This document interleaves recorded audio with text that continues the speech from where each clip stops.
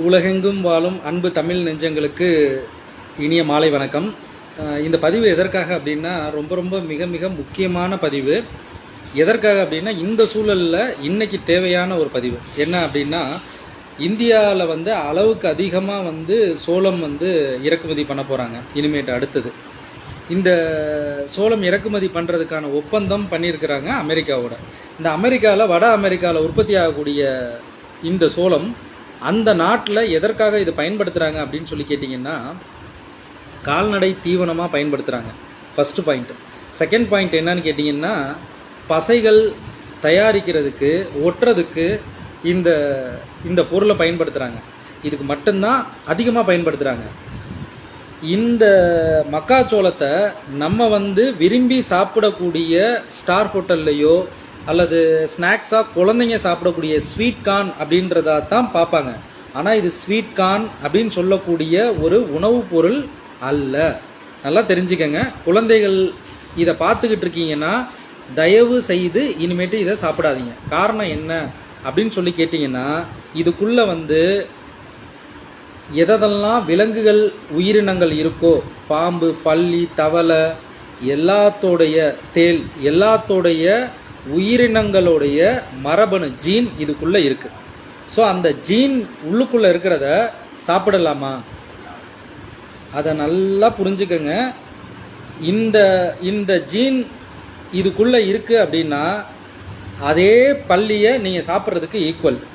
ஏன் பாம்பு, பல்லி, தவளை இதோட ஜீன் பூரா இதோட ஜீனை தூக்கி இதுக்குள்ளே வச்சு இதை நமக்கு உணவுப் பொருளாக கொடுக்குறாங்க அப்படின்னா, இதை வச்சு ஆராய்ச்சி பண்ணுறாங்க. உலக அளவில் விஞ்ஞானிகள் ஆராய்ச்சி பண்ணுறாங்க. இதற்காக அவங்க நாட்டில் ரட்ஜஸ் யூனிவர்சிட்டி அப்படின்றதுல கலோட்டி அப்படின்றவருடைய ஒரு ஆர்டிக்கல் இருக்குது. நீங்கள் கிறிஸ்ப் CRISP-CAS9 அப்படின்னு ஒரு கூகுள்லேயே அடிச்சு பாருங்க. இதை பற்றி ஃபுல் ஆர்டிக்கல் வரும். நாங்கள் சொல்லலை, அவர்களே சொல்லியிருக்காங்க, அவங்க நாட்டிலே சொல்லியிருக்காங்க. இதுக்குள்ளே என்னென்ன மரபணு தீமைகள் இருக்குது அப்படின்னு. இந்த மரபணு மாற்றப்பட்ட பயிரை நம்ம இறக்குமதி பண்ணுறதுனால நமக்கு என்னென்ன வியாதிகள் வரும் அப்படின்னு சொல்கிறேன். கேளுங்க, நல்லா கேளுங்க. முதல்ல வரக்கூடியது கேன்சர். இன்றைக்கி நம்மளுடைய குழந்தைகளுக்கு கேன்சர் வருதுன்னா ஏற்றுக்குவீங்களா? ஏற்றுக்கொள்ள முடியுமா? நம்ம குடும்பத்தில் நம்மளுடைய ஒரு உயிரினத்திற்கு, மனித உயிரினத்திற்கு கேன்சர் வருதுன்னா ஏற்றுக்கொள்ள முடியுமா? சரின்னு சொல்லி ஏற்றுக்கிறதா இருந்தால் இதை சாப்பிடுங்க. கேன்சர் மட்டும் இல்லை, இதை வச்சு பல்வேறு ஆராய்ச்சிகள் பண்ணுறாங்க.